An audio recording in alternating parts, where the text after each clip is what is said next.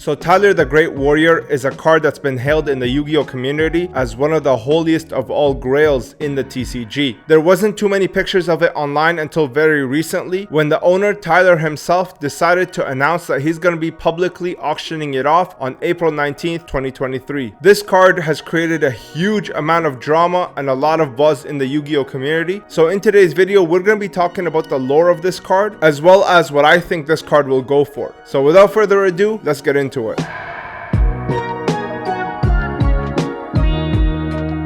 Alright, so some information on this card. This card is a 1 of 1 allegedly. So Tyler himself during the announcement video said that this card is a 1 of 1. They minted it right in front of him and then handed it to him. The artwork of the card is based on a drawing that he drew, and then Kazuki Takahashi himself created 2 different samples that Tyler could choose from in order for it to be placed on the card. And you can tell by the vascular muscle structure as well as the pointy blonde hair that it is heavily inspired by Dragon Ball. This card comes in an acrylic black case, very similar to the WCS cards that I covered a few weeks back. However, this one is openable, unlike the World's Prize cards, which were sealed shut via glue. The card has the same attack stats as Blue Eyes White Dragon, and again, it is named Tyler the Great Warrior after Tyler himself, who was battling through cancer at the time. This card is extremely unique because it's the only one that is made via Make-A-Wish Foundation. I don't think anybody else could go to Konami, pay them like $500,000 and get them to commission a card exclusively for them. Konami is really stingy with that, and they hold their IP at a very high regard. So the card has so much identity in the fact that it was basically commissioned by a child through the Make-A-Wish Foundation. But anyway, that's pretty much the overview as well as the facts about the card. Now we're going to get into my opinion as well as my perspective on how this whole thing was handled.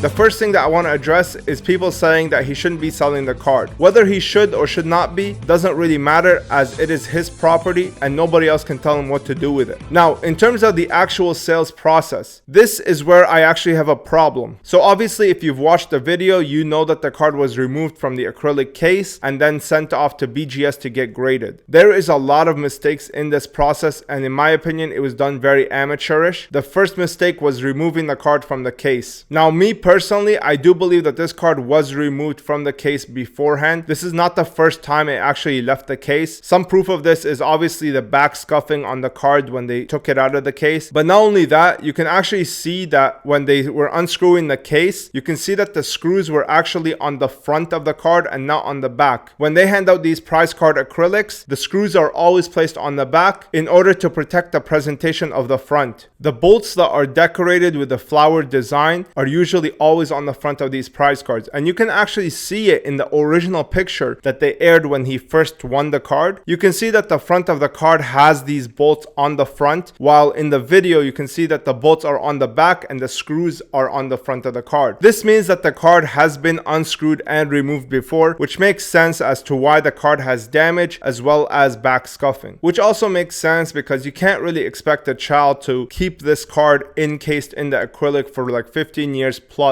without opening it, knowing that he can open it. I mean, even myself, I was tempted with my own World's Prize cards to open them up and see what the card feels like. But fortunately for me and the value of my card, the card is sealed shut via super glue. But yeah, I can pretty much guarantee that this card has been removed from the case before, and it is not as pure of a specimen as it would have been if it was just kept inside of the sealed case. But that's not really the biggest problem, because I would have been fine even if it was removed and it was put back in the case. I would have been okay with that. I think the problem was when they sent it to BGS grading. So first of all, why would you ever send to BGS? BGS is literally the least amount of value that you can add to your card out of the big 3. That's number 1. Number 2, BGS is also not as reliable of a company when compared to things like CGC as well as PSA. And then lastly, why would you grade it in general and not just authenticate it? Having a 7 on this card, in my opinion, will deter a lot of people who would have been willing to spend big bucks in order to purchase it. Now, yes, I know that it's a one of one and there are no replacements, so condition should not really matter. But at the end of the day, when you're spending this much amount of money, you want to feel like your money is well spent. In my opinion, I think they could have gotten a bigger premium if they just sent it to PSA and authenticated it instead of sending to BGS and having them graded. So those are the two factors that could have been done better. But there is one more thing that will hold this card back, and that is the card itself, the way that it was handed out and the way that it is named after a person. In my opinion, I think this card has a little too much identity where it's actually attached to a certain person when compared to something like a World's Prize card, which was handed out to anybody that could have achieved a certain level of success in the game. It's very similar to something like, for example, a basketball or a jersey that was worn or used during an NBA championship game versus a basketball or a jersey that is personally signed for somebody. I think to me, the championship jersey is just a little bit more appealing to me as a collector. It's just a little bit more desirable than having something like a jersey that is signed to Greg from Michael Jordan. I think that Tyler the Great Warrior card is just a little bit too personalized, and I think that that will create some downward pressure on the final realized price. One last thing that I think will negatively affect the price is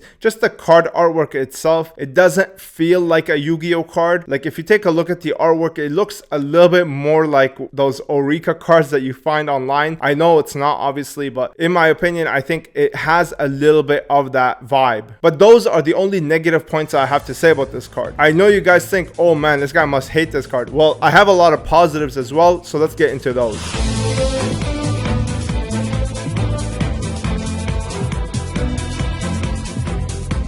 So the first and biggest pro is that this is a one-of-one hand-drawn card by Kazuki Takahashi himself. Regardless of what the art is and how it looks, this card is a one-of-one drawing. This card was drawn by Kazuki Takahashi himself in order to be placed on this card. There's really nothing like it. So regardless of how you feel about the actual art itself, it still has a lot of historical value, especially since he's passed away. The second big thing that this card has going for it is the fact that it is a one-of-one. That is an unbelievable statement to say in any collectible genre. Having a one-of-one of anything creates instant demand for a lot of rare hunters as well as people who seek rare things in the world. A lot of people don't care about who it was given to, where it came from. The fact that it is a one-of-one Yu-Gi-Oh card will automatically create a lot of demand as well as desire in the rare hunter world. Another thing that will, in my opinion, create upward pressure for this card is if they decide to include the other two art prints in this auction listing. If they decide to do this, that will be insane because now you're getting literally two custom hand-drawn artwork by Kazuki Takahashi as well as the card. If they decide to include these things as well as, the original case, they give the guy the option to crack it from the BGS case, put it back in that acrylic case. In my opinion, I think that that will drive a lot of demand and a lot of people will be more intrigued to bid on this auction when compared to just auctioning the BGS 7 card alone. But those are the positives that I can think of. I know it might seem like there's a lot more negatives than there are positives. However, for example, the first negative, which is the BGS case, you can easily crack that and put it right back in the acrylic case, so that issue is solved. And in terms of the positives, the fact that it's a one-of-one Kazuki Takahashi card pretty much outweighs all of the other negatives that anybody can say about this card, because Kazuki Takahashi never really did commission works like the other artists did. Like, he was very closeted and he does not have a lot of artwork that was handed out to many people across the world. So what does this mean? What do I think that this card will finish at? In my opinion, I think this card will finish from either $100,000 to $300,000. And the reason I say this is because we don't have a lot of information about the actual auction itself. Like I said earlier, in my opinion, if they include those two artworks, if they include the original acrylic case alongside the card, I think that will make it an easy $200,000 plus piece. However, if they just auction off the card alone, I could definitely see it being like $100,000 to $125,000. The fact that it's also a huge bear market right now will also hinder the price a little bit. If I was them, I would have definitely definitely auctioned it off like 2020, 2021. I would not have waited this long. But again, who knows what kind of financial situation Tyler is in. And the last thing about this that I want to bring up is the fact that it is being auctioned off on eBay, which I am a huge fan of, okay? So let me explain to you guys my thought process. A lot of people were complaining that it was not being sent to an auction house. First of all, why would you want to send things to these boomer ass auction houses? It makes absolutely no sense. These guys take 20% of the cut from you and then they charge the buyer 20% on top. That is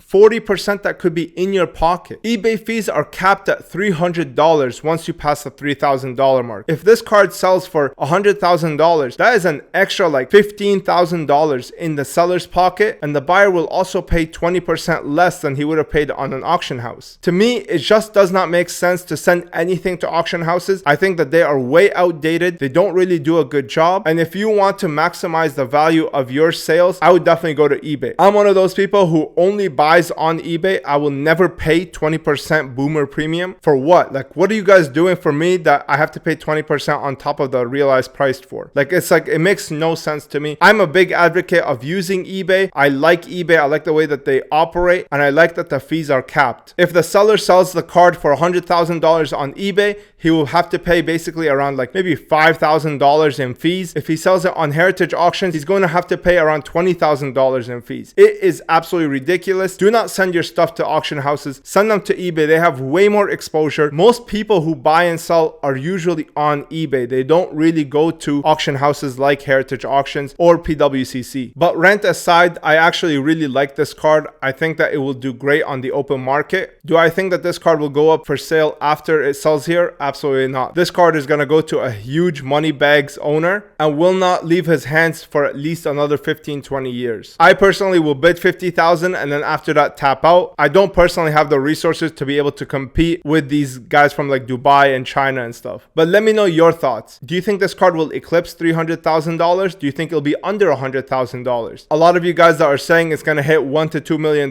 it absolutely will not do that. I think it will cap around $500K if they throw in everything in that auction, which I recommend that they do. Like the video and subscribe if you want more collector-based content. If you want to support me further, I have a Patreon where I do weekly market watches, and you can also use the links in the description to shop. You can pick yourself up your own Gardner binder that I make myself. They're made by a collector for collectors. Other than that, hit the notification bell because I will be going live when this auction happens, so we will be able to watch it together and see what the price realized will be. But that's it from me. I hope you guys enjoy and I hope you learned something. I'll see you in the next one.